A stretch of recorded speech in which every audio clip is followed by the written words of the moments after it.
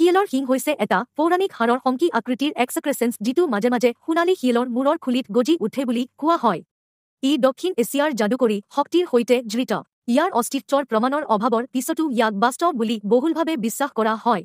এই শিংটোৰ দৈৰ্ঘ্য সাধাৰণতে আধা ইঞ্চি বুলি কোৱা হয় আৰু ইয়াক নোমৰ দ্বাৰা লুকুৱাই ৰখা হয়। শ্ৰীলংকাৰ স্থানীয় লোকসকলে এই বৃদ্ধিক নাৰীককম্বী বুলি কয় আৰু তামিল আৰু সিংহলী উভয় লোকে পৰম্পৰাগতভাৱে ইয়াক এক শক্তিশালী তাবিজ বুলি বিশ্বাস কৰে যিয়ে ইচ্ছা পূৰণ কৰিব পাৰে আৰু হেৰুৱালে নিজৰ ইচ্ছামতে মালিকৰ পুনৰ আবিৰ্ভাৱ হ'ব পাৰে। কিছুমান সিংহলীৰ মতে এই শিঙে যিকোনো গোচৰত অভিযুক্ত ব্যক্তিক সক্ষমতা প্ৰদান কৰিব পাৰে। নেপালৰ ৰোগ নিৰাময়কাৰী আৰু ডাইনী চিকিৎসকৰ মতে জুৱা খেলত জয়ী হ'বলৈ আৰু দুষ্ট আত্মাক আঁতৰাই পেলাবলৈ শিলৰ শিং ব্যৱহাৰ কৰিব পাৰি। নেপালৰ বাৰ্দিয়া অঞ্চলৰ থাৰী লোকসকলে বিশ্বাস কৰে যে শিলৰ শিংবোৰ প্ৰত্যাহাৰযোগ্য আৰু কেৱল যেতিয়া শিয়ালবোৰে সমবেতভাৱে চিঞৰে তেতিয়াহে ওলাই আহে। যিজন চিকাৰীয়ে শিংটো উলিয়াবলৈ সক্ষম হয় তেওঁ ইয়াক ৰূপৰ কাচকেটত ভৰমিলিয়ন পাউডাৰত ৰাখে যিয়ে বস্তুটোক জীৱিকা প্ৰদান কৰে বুলি ভবা হয়। থাৰীসকলে বিশ্বাস কৰে যে শিংটোৱে মালিকক আন্ধাৰত দেখাৰ ক্ষমতা প্ৰদান কৰিব পাৰে।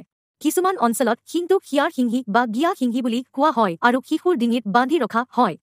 এই শিংটোৰ ব্যৱসায় নিম্নবৰ্ণৰ লোকে কৰে তথা এইবোৰত বিশ্বাসী লোকৰ ওচৰত বিক্ৰী কৰা হয় যিয়ে হৰিণৰ শিঙৰ টুকুৰা বুলি ভাবে। পশ্চিমবংগত বিশ্বাস কৰা হয় যে যেতিয়া এটা সুৰক্ষিত স্থানৰ ভিতৰত ৰখা হয় তেতিয়া শিয়ালৰ শিঙে ধনৰ পৰিমাণ 3 গুণ বৃদ্ধি কৰিব পাৰে।